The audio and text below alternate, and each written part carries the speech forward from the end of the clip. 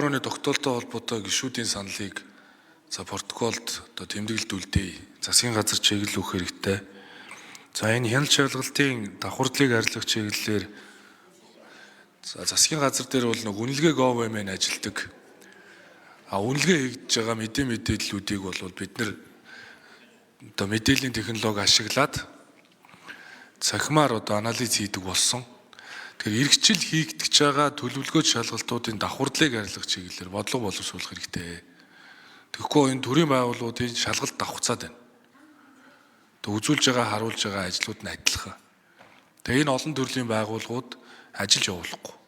Тэгээ зөвлөн туслахасаа тохон байхгүй болсон шүү дээ. Одоо сүүлийн судалгаанаас нь харахад бараг 34% нь торгох руу чиглэж байгаа. Ерөөсөө л тэнд ямар зөвлөн туслах юм байгаа юм? Дээрэс нь стандарт тохирлын үнэлгээний хууль их хурл дээр энэ хэлц хэсэг дэмжигдсэн. Энэ стандарт тохирлын үнэлгээний хуультай энэ зөвшөөрлийн хууль, энэ хяналт шалгалтын хуулиуд уялдах ёстой маа.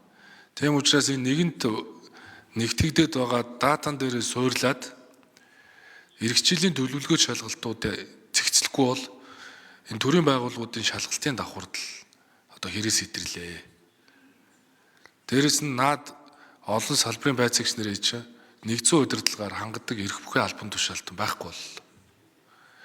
Тэгэхээр энийг засгийн газар дээр хяналт хэрэгжүүлэх газар дээр төлөвлөгөөг нь гаргаад нэгтгээд үе шаттайгаар тэр мэдээллийн технологи ашиглаад төлөвлөх хэрэгтэй. Тэгжиж энэ хувийн хвшлэлээр үүсэж байгаа хүнд сурталууд багаснаа. Үүнийг засгийн газарт чиглэл өгмөр. Дөрөв эдийн засгийн эрх чөлөөний хууль гэхгүйгээр зах зээл дэх төрийн оролцоог бууруулах чиглэлээр авч хэрэгжүүлэх хууль эрх зүйн орчинг сайжруулах гэдэг байдлаар томьёолоод орж ирж болно. Мөн төрийн хяналт шалгалтын гэхгүйгээр зөвхөн хяналт шалгалтын хууль гээд томьёолж бас болж байна. Ингээд засгийн газарт чиглэл өгөх тогтоолыг гаргаад энэ олон их хурлаас батлагдсан тогтоолууд бодлого шийдвэрүүдийн үнэлгээг их хурл өөрөө хийнэ. Тэг хэрэгтэй хэрэггүй баахан тогтоол гаргасан.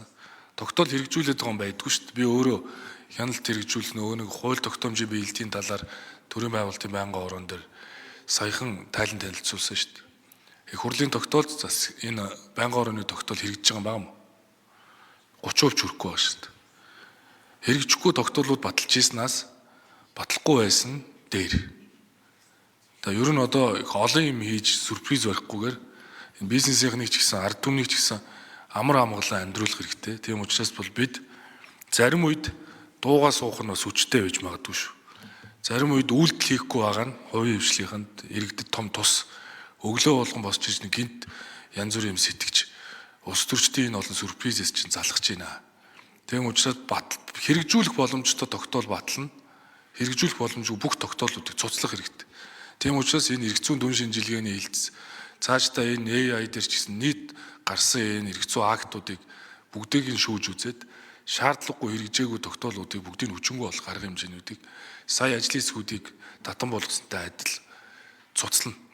Ингээд хэрэгжих боломжтой тогтоолуудаа бариад хэрэгжилтэд шахаа явуул эргэжилж гэсэн энэ төрийн байгуулалтын сандгаа даргын байнгын орон дээр ядаж наад тогтоолууд чинь хэрэгжсэн юмаа гэдэг дүгнэлтэнд хүрэхгүй бол жил болго ингээд 20-30% биелэлтэй тогтоол хилцдэг, нөгөө юмаа ярьдаг.